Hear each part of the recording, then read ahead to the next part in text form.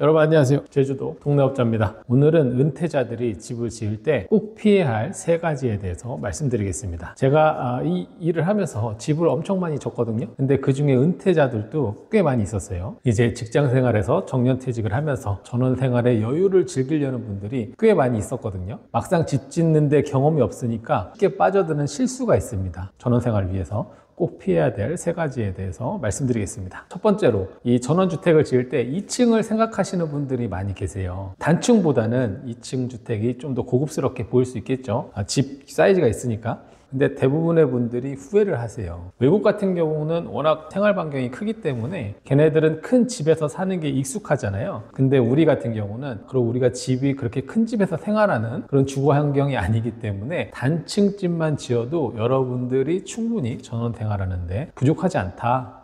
저는 그렇게 생각을 합니다. 가끔 은퇴하고 주택을 지으려고 하시는 분들이 그래도 주택을 짓는데 좀 멋지게 2층으로 져야 되지 않겠나 이렇게 생각을 하시는데 나중에 유지보수하기가 정말 힘듭니다. 특히 2층 같은 경우는 사다리로 여러분들이 유지보수를 할 수 있는 그런 집이 아니죠. 이 단층 같은 경우는 건축주가 충분히 사다리 놓고 뭔가 개보수를 하는데 크게 어려움이 없습니다. 근데 2층 같은 경우는 얘기가 틀려지죠. 특히 2층 벽체에 뭔가 문제가 생겼을 때는 항상 누구를 불러야 되는 그런 경우가 발생할 수가 있습니다. 특별하게 2층을 지어야 되는 그런 이유가 없을 때는 단층으로 조금 더 크게 해가지고 단층으로 짓는 거를 추천드립니다. 또 이 단층이 건축비가 저렴해요. 여러분들이 평당 단가에 익숙해져서 그런데 이 도면 보고 건축비를 산출하다 보면 단층이 훨씬 저렴하게 나옵니다. 여러분들 그걸 아셔야 돼요. 건물은 위로 올라갈수록 비싸다. 그래서 단층만 해도 여러분들이 생활하기 편하고 좋은 주택을 지을 수가 있습니다. 특히 이 주택은 제가 여러 번 말씀드리지만 한 번 짓고 손을 안 타는 경우가 거의 없습니다. 유지보수를 굉장히 잘해줘야 되거든요. 그래서 유지보수가 용이한 집은 2층보다는 단층이겠죠. 또 은퇴자분들은 나이가 있기 때문에 2층에 올라가면 불안해요.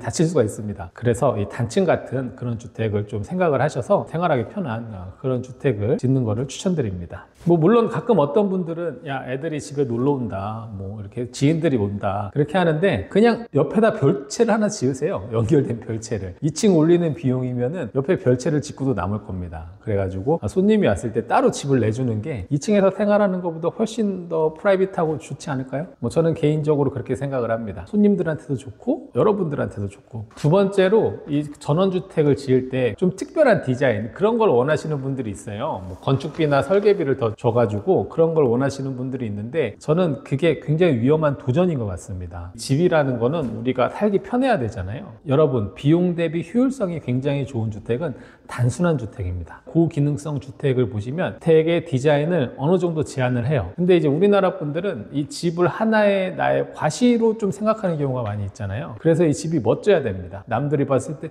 우와, 저 집 멋지네? 그런 말을 들으면 집주인들이 기분이 좋아지고 집 잘 졌어 이렇게 생각을 하잖아요. 근데 집이라는 게 우리가 생활을 하기 위한 하나의 주거 공간이기 때문에 이게 편해야 되는 거죠. 그래서 이 비표준화된 이 표준 규격을 많이 넘어서는 그런 디자인이나 큰 창 좀 피하시고 웬만하면 표준 규격 안에서 여러분들의 집을 좀 심플하고 이쁘게, 특히 은퇴자분들 같은 경우는 표준주택 안에서 심플하게 집을 짓는 거를 강력하게 추천드립니다. 표준 규격 안에서 짓다 보면 여러분들이 그럼 내 집은 너무 밋밋해서 좀 이쁘지 않을 것 같다 그렇게 생각하실 수가 있잖아요. 그런 거를 좀 커버할 수 있는 게 외장재나 지붕재, 눈에 보일 수 있는 거를 좀 고급스러운 자재를 써보세요. 여러분들의 지인들이 봤을 때 집 이쁘다, 잘 졌네요 라고 충분히 그렇게 말할 것 같습니다. 또 이 화려하고 복잡한 구조는 여러분들이 유지보수하기가 힘듭니다. 그래가지고 이 집이 애물단지가 될 수 있어요. 이 집이 애물단지가 되면 두고두고 후회합니다. 보시면 저는 삼각형 유리,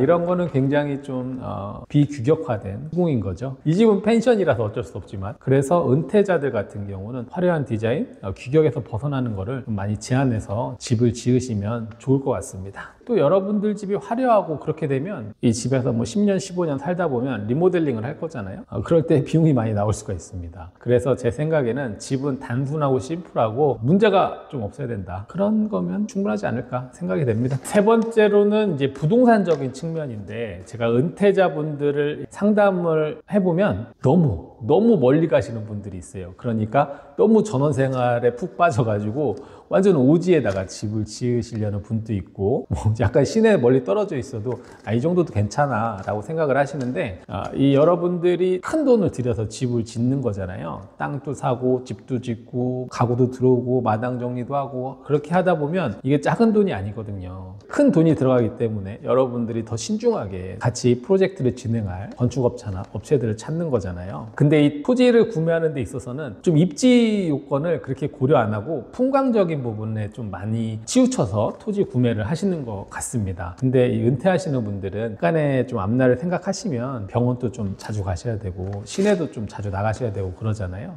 너무 외지는 좀 피해서 입지를 선택하는 게 좋을 것 같습니다. 입지 선정을 굉장히 잘해야 됩니다. 저도 입지 선정을 잘못해가지고 지금 놀고 있는 집이 있습니다. 여러분들은 저 같은 실수하지 마시고 입지 선정할 때 있어서 주위의 인프라를 많이 고려해서 선정하면 좋을 것 같습니다. 시내에서 약 10분 거리 주위에 큰 병원이나 마트 같은 게 있으면 아무래도 좋겠고 학교도 근처에 있으면 좋을 것 같고 물론 은퇴를 위해서 주택을 짓지만 사람 앞날이 어떻게 될지는 모르잖아요. 이 집을 처분할 때 그랬을 때 좀 현금화가 쉽게 되는 그런 입지를 생각해서 그런 곳에 토지를 마련하는 게 좋을 것 같습니다. 그리고 여러분들 또 그걸 아셔야 돼요. 나중에 여러분들이 주택을 매매할 때 주택의 구매자들은 대부분 입지에 따라서 주택을 구매하지 여러분들의 주택이 뭐 패시브다, 제로에너지다, 이거 굉장히 특별한 자재를 썼다 그런 거에 크게 연연할 것 같지 않습니다. 그분들이 또 와서 내 취향에 맞게 집을 꾸미기도 하고 리모델링을 하고 뭐 증축, 개축을 할 수가 있는 거잖아요. 이 집에 돈을 많이 들이는 것보다는 입지를 선정하는 데 있어서